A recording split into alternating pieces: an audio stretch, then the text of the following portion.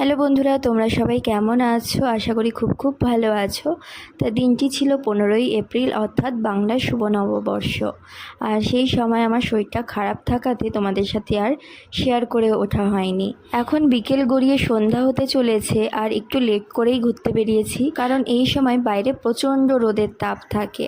তা গরমের জন্য আর ঘর থেকে বেরোনো হয় না, তাই একটু বিকেল হতেই বেরিয়েছি।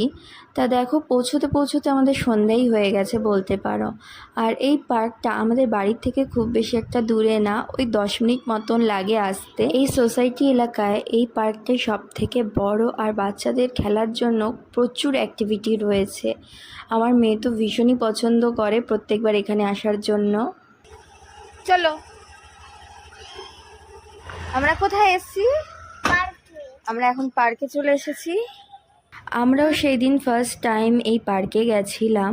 আর যেহেতু সন্ধ্যা হয়ে গেছিলো, তা দেখো পার্কের সমস্ত লাইট অন করে দিয়েছে, আর সন্ধ্যাবেলায় খুব ভালো লাগছিল পার্কটাকে দেখতে।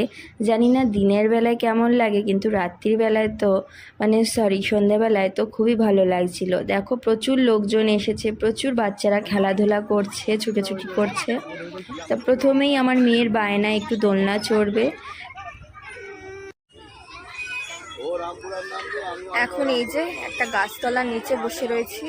মেয়ে আর বাবা মিলে দুজনে খেলাধুলা করছিল, ওই বলতে পারো লুকোচুরি। তা মেয়ে দেখো এখনো আরও খেলবে বলে জেদ করছে, কিন্তু বাবা বলছে আমি আর পারছি না।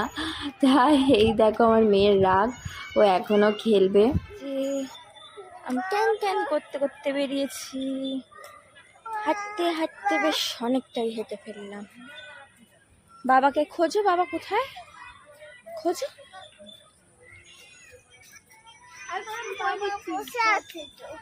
বাবা বসে আছে? কোথায় বসে আছে? চলো, দেখতে পেয়েছো তোমার বাবাটা কোথায় বসে আছে?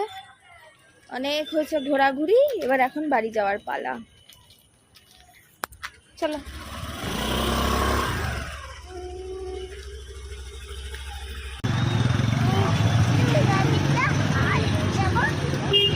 তাই তুমি হাত দেবে? তুমি ধরবে?